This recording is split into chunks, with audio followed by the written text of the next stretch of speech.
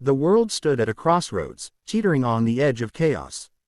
For decades, Russia had maneuvered like a chess grandmaster, quietly extending its influence, playing on divisions, exploiting weaknesses, and convincing nations that resistance was futile. The West seemed fractured, its leaders divided, its people weary from endless wars and financial crises. For many, it felt inevitable that Russia would one day dominate the global stage. But then came a single decision, a choice so daring, so unexpected, that it rewrote history. It didn't begin in a grand hall of power, nor in the shadowy corridors of Moscow. It began in a quiet office in New York, where Anthony Scaramucci sat across from Benn Steil, the Council on Foreign Relations scholar known for his deep understanding of history and economics. Anthony had seen politics up close, the glamour, the brutality, the illusions, and he was tired of watching the same mistakes play out. Benn, meanwhile, had long studied how nations rise and fall, how empires crumble not from military defeat but from financial missteps and weak alliances. That day, their conversation wasn't just intellectual. It was urgent. Russia doesn't win because it's stronger, Benn said, leaning forward, eyes burning with intensity. It wins because we keep handing them the board. We make decisions in fear, not in principle. One decision, just one, made with clarity and courage, could stop them cold. Anthony felt the weight of those words. For years, he had watched political leaders chase short-term victories while ignoring the long game. Now, here was a historian telling him that history itself was demanding a stand. But what decision could possibly change the tide? The answer didn't come overnight. It came through sleepless nights, phone calls with allies, debates with skeptics, and fiery arguments that left rooms silent. The question was simple yet monumental. Should the West finally take decisive action to cut Russia's greatest weapon, their financial leverage, their grip on global energy, and their ability to pit democracies against each other? In Washington, leaders hesitated. The risk was enormous. Sanctions that targeted Russia's energy dominance could destabilize entire economies. Nations dependent on Russian gas might revolt. Ordinary families could suffer skyrocketing prices. The fear of backlash kept many paralyzed. But Anthony and Benn kept pressing, building coalitions, weaving together history's lessons with the urgency of the present. They reminded leaders that inaction wasn't neutrality, it was surrender.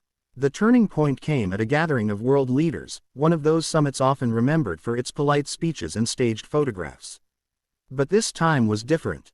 Benn stood before the delegates, his voice firm, his arguments cutting through the noise. He told the story of 1947, when the Marshall Plan was launched to save Europe from collapse, and from Soviet control. He reminded them that courage in economics could be more powerful than armies. History doesn't ask us to be comfortable, he declared. It asks us to be bold. Do nothing, and Russia controls everything. Decide now, and you change the course of the century. The room fell silent. Leaders glanced at each other, weighing fear against conviction. And then, slowly but decisively, the consensus formed. They would do it. They would sever Russia's financial lifelines, coordinate energy independence, and invest in alternatives not just for the wealthy West, but for vulnerable nations who had long been trapped by Moscow's leverage. The decision was announced with little fanfare, but the shockwaves were immediate. Markets trembled. Russian officials raged on state television, calling it an act of war. Propagandists predicted Western collapse. Yet behind the noise, something incredible began to happen. For the first time in decades, nations stood together, not out of convenience, but out of conviction. Ordinary people felt the squeeze of higher costs at first, but they also felt something else: pride. Pride that their sacrifice meant freedom from control. Pride that they were part of something larger than themselves. Russia tried everything: threats, cyber attacks, backroom deals, but the unity held.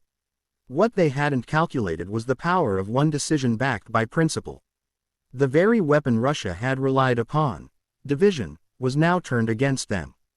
Their grip began to weaken. Allies they once counted on grew distant. Their aura of inevitability shattered. For Anthony and Benn, it was more than a policy victory.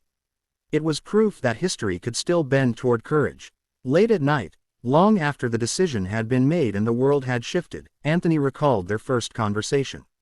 One decision, Benn had said, can stop them. And now, looking at the unfolding future, it was clear, he had been right. The story of that decision spread, not as a tale of politicians or economists, but as a reminder of something deeper. That in moments of fear, when the world seems destined for darkness, the choices we make, not the armies we field, not the wealth we hoard, but the principles we stand on, are what shape the future. And so, this one decision did more than stop Russia from controlling everything. It lit a fire of resolve, proving that unity forged in principle is stronger than power built on fear. And long after the headlines faded, that lesson endured: when courage meets clarity, even the mightiest empire cannot control the world.